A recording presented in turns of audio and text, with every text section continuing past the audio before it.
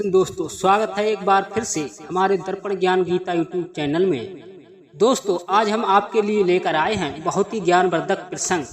तो दोस्तों आज का प्रसंग है एक कौवे की 5 बातें अगर आपने याद कर ली तो जीवन में कभी भी धोखा नहीं खाओगे। दोस्तों एक समय की बात है, एक बहुत ही गरीब आदमी अपने बेटे की बुरी आदतों से बहुत ही परेशान था। मित्रों जब भी वो अपने बेटे से उसकी बुरी आदतों को छोड़ने के लिए कहता तो उसका बेटा उसके लिए केवल एक ही जवाब देता, पिताजी अभी तो मैं बहुत ही छोटा, जैसे ही मैं धीरे धीरे बड़ा हो जाऊंगा वैसे ही बुरी आदतों को छोड़ दूंगा। मित्रों उस गरीब व्यक्ति का बेटा कभी भी अपनी बुरी आदतों को छोड़ने का प्रयास नहीं करता था।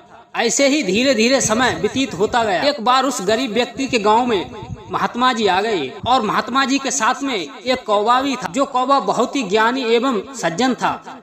मित्रों मेरी बात पर गौर करें। अब वो महात्मा जी एक चौपाल पर अपना आसन लगाकर बैठ गए और धीरे धीरे सारे गांव में ये चर्चा फैल गई कि एक बहुत ही ज्ञानी महात्मा और कौवा हमारे गांव में आए हुए हैं और वो हर व्यक्ति की किसी भी समस्या का समाधान कर देते हैं। किसी भी व्यक्ति की कोई भी समस्या हो उसका समाधान कर देते हैं। मित्रों अब जैसे ही गांव में चर्चा फैली तभी महात्मा जी के पास में बहुत सारी भीड़ लगने लगी और महात्मा जी को लोग अपनी अपनी समस्या बताने लगे। तो उसी समय उस गरीब व्यक्ति ने भी महात्मा जी के नाम की चर्चा सुनी तो वो भी तुरंत घर से दौड़ा चला आया और महात्मा जी के पास जाकर महात्मा जी को प्रणाम किया और महात्मा जी से कहने लगे, हे महात्मन मैं अपने बेटे को लेकर बहुत ही परेशान हूँ। मेरा पुत्र बुरी आदतों में फंस चुका है और उसकी बुरी आदतें किसी भी तरह से छूट नहीं पा रही हैं। आप मुझे कुछ ऐसा उपाय बताएं जिससे उसकी बुरी आदतें छूट जाएं। हे महात्मन मैं तो पहले ही से गरीब हूँ, अगर आपने कोई समाधान नहीं बताया तो मेरा और मेरे बेटे का जीवन बर्बाद हो जाएगा। मित्रों जैसे ही गरीब व्यक्ति ने महात्मा जी को अपना सारा हाल सुनाया तभी उस गरीब व्यक्ति की बात सुनकर एकदम कौवा कहने लगा, आप इस बात को लेकर चिंता मत करो, कल अपने पुत्र को लेकर मेरे बगीचे में आ जाना। मैं तुम्हें वहाँ पर एक ऐसा उपाय बताऊंगा, तुम्हारा बच्चा अपनी बुरी आदतें अपने आप ही छोड़ देगा। मित्रों इस प्रकार कौवे की बात सुनकर के वह गरीब व्यक्ति अपने घर पर वापस लौट आया और जैसे ही सवेरा हुआ वैसे ही वो अपने बेटे को लेकर के महात्मा जी के पास पहुंचा। तभी वह कौवा कहने लगा, ठीक है आप मेरे कहने के अनुसार आ गए तो बैठो, अब अपने पुत्र को मेरे पास भेज दो। मित्रों अब वह कौवा उस गरीब व्यक्ति के बेटे से कहने लगा कि चलो हम और तुम दोनों इस बगीचे में टहलते हैं। मित्रों अब वह गरीब का बच्चा और कौवा दोनों धीरे धीरे बगीचे में घूमने लगे। मित्रों गौर करेंगे अब वह चलते चलते कौवा अचानक से रुक गया और उस गरीब व्यक्ति के लड़के से कहने लगा, तुम इस छोटे से नीम के पौधे को उखाड़ सकते हो। तो तभी उस कौवे की बात सुन करके वह लड़का कहने लगा, इसमें कौन सी बड़ी बात है। उस नीम के पेड़े को तुरंत उखाड़ कर फेंक दिया और उसे उस पेड़े को उखाड़ने में बड़ा ही मजा आया, क्योंकि वो बुरी आदतों में फंसा हुआ था, इसीलिए वो अच्छे और बुरी आदतों को नहीं जानता था और उसे गलत काम करने में बहुत ही आनंद आता था। मित्रों जैसे ही उस लड़के ने उस कौवे के कहने पर नीम का पौधा उखाड़ के फेंका, वह कौवा उस लड़के को लेकर के थोड़ा सा और बगीचे में आगे बढ़ा और एक बड़े से पौधे की तरफ इशारा करते हुए कहने लगा, एक बड़े से पौधे की तरफ इशारा करके कहने लगा, क्या तुम इस जामुन के पेड़े को उखाड़ सकते हो। उस कौवे की बात को सुन करके लड़के को बड़ा ही आनंद आ रहा था। वह कौवे के कहते ही जामुन के पेड़ को उखाड़ने लग गया, परंतु उसे थोड़ी मेहनत तो लगी। काफी प्रयास करने के बाद उसने वो भी पौधा उखाड़ के फेंक दिया। मित्रों अब वह कौवा उस लड़के को लेकर के बगीचे में आगे बढ़ा, एक बेल के पेड़ की तरफ इशारा करके बोला, क्या तुम इस बेल के पेड़ को उखाड़ सकते हो।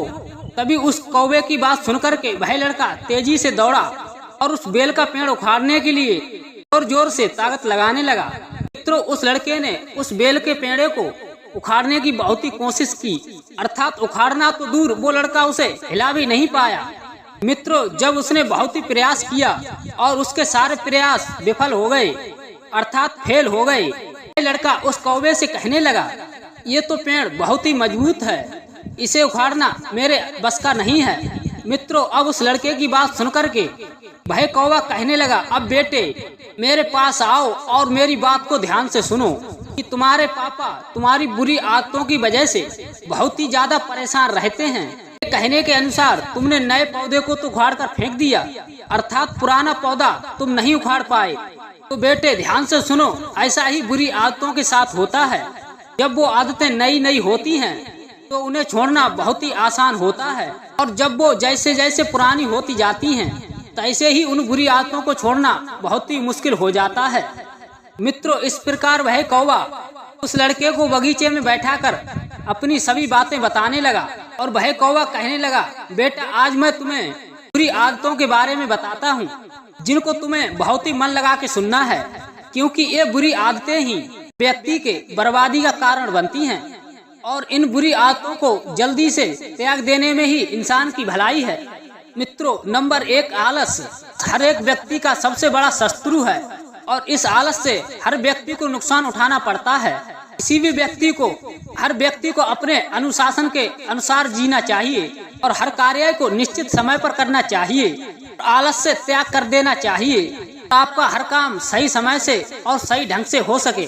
दूसरी आदत वो है किसी भी व्यक्ति की बर्बादी का कारण बन सकती है लापरवाही। किसी भी व्यक्ति को काम करने से पहले उस चीज की पूरी जानकारी ले लेनी चाहिए, और उसके बारे में छानबीन कर तभी कार्य को करना चाहिए। मित्रों, आप कुछ ऐसा कार्य करने जा रहे हैं इसके बारे में आपको जरा सी भी जानकारी नहीं है, तो ऐसे में किसी ज्ञानी पुरुष की सलाह लेना अवश्य जरूरी है कि आप अपने कार्य में सफल हो पाएंगे। और आप किसी भी ज्ञानी पुरुष से या ज्ञानी इंसान से सलाह नहीं लेंगे तो आपको निश्चित ही नुकसान का सामना करना पड़ेगा, अर्थात नुकसान उठाना पड़ेगा। मित्रों, तभी वह कौवा कहने लगा, नंबर 3 गलत संगत इंसान को बर्बाद करा देती है, इसीलिए इंसान को गलत संगत से दूर रहना चाहिए।